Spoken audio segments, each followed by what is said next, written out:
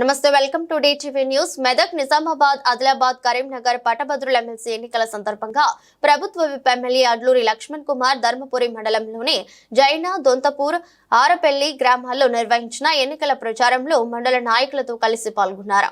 ఈ సందర్భంగా పట్టభద్రులను కలిసి కాంగ్రెస్ పార్టీ పట్టభద్రుల ఎమ్మెల్సీ అభ్యర్థి ఆల్ ఫోర్స్ విద్యా సంస్థల అధినేత డాక్టర్ వి నరేందర్ రెడ్డిని ఓటు వేసి భారీ మెజారిటీతో గెలిపించాలని ఈ సందర్భంగా కోరారు.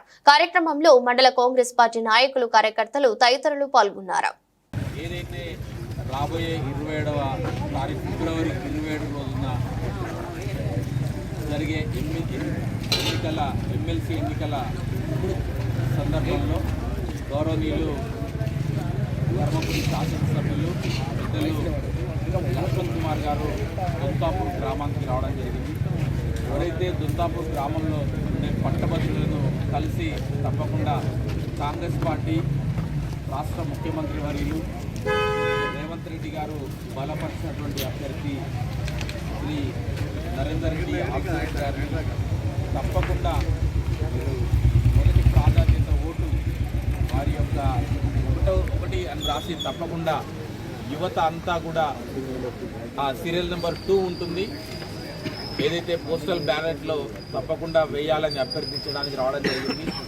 వాస్తవంగా నిజంగానే విషయం చెప్పాలంటే ఏదైతే కాంగ్రెస్ పార్టీ అధికారంలోకి వచ్చిన తర్వాత దాదాపు గడిచిన 14 మాసాలలో ఏదైతే నిరుద్యోగస్తులైనటువంటి యువతకి దాదాపు ఒక 55,000 మందికి ఉద్యోగాలు ఇవ్వడం జరిగింది. అది కాకుండా ఎవరైతే ఉపాధ్యాయ వృత్తిలో ఉన్న వాళ్ళకి కొన్ని సంవత్సరాలుగా పెండింగ్ ఉన్నటువంటి ప్రమోషన్లు కూడా ఇవ్వడం జరిగింది. దయచేసి ఎవరైతే ఈ ప్రాంతంలో ఉండే గ్రాడ్యుయేట్స్ ఉన్నారో విద్యాధికులు ఆల్ ఫోర్స్ నరేందర్ రెడ్డి గారిని తప్పకుండా తమరి యొక్క మొదటి ప్రాధాన్యత ఓటు వేయాలని అభ్యర్థించడం జరుగుతున్నది. ఈ యొక్క దీన్ని పురస్కరించుకొని గౌరవనీయులు పెద్దలు ధర్మపురి శాసనసభ్యులు ఒక 2 నిమిషాలు మాట్లాడవలసిందిగా కోరుతున్నాం.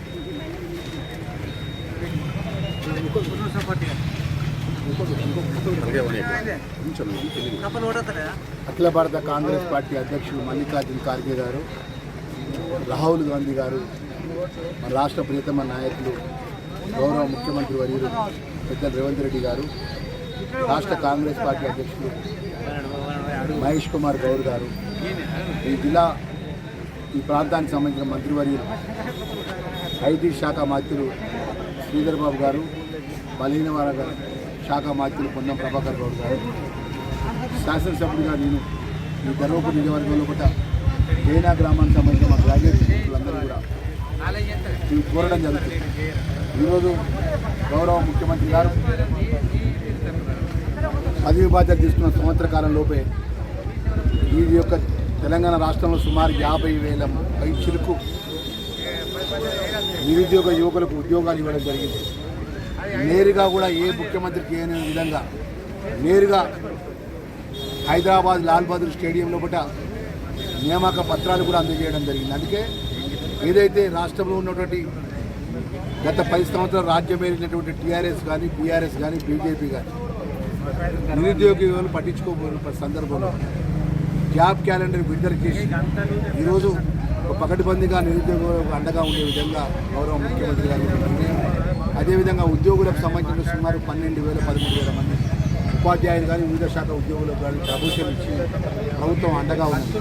మరి దానిలో భాగంగా ఈరోజు 27వ తారీఖు జరిగే పట్టభద్రుల ఎన్నికకు మొదటి ప్రాధాన్యత సీరియల్ నెంబర్ 2 మొదటి ప్రాధాన్యత ఓటు నరేందర్ రెడ్డి గారికి ఓటు వేసి గెలిపించాల్సిందిగా శాసనసభ్యుడిగా మా యువమిత్రులందరూ కూడా మనవి చేసుకుంటూ వారిని రిక్వెస్ట్ చేయడానికి గ్రామానికి రావడం జరిగింది.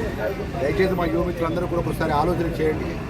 ఈరోజు కాంగ్రెస్ పార్టీ అధికారంలోకి వచ్చి రాబోయే 4 సంవత్సరాలు ప్రభుత్వంలో ఉండే ప్రభుత్వంగా ముఖ్యమంత్రి గారు బలపరిచి, అఖిల భారత కాంగ్రెస్ పార్టీ బలపరిచి శాసనసభ్యుడిగా మేమందరం కూడా వారికి అండగా ఉన్నటువంటి సందర్భంలో ఒక విద్యా సంస్థలు స్థాపించి ఉన్నతమైన విలువలతో ఉన్నటువంటి నరేందర్ రెడ్డి గారిని గెలిపించాలి, కాంగ్రెస్ పార్టీ బలపరచాలి.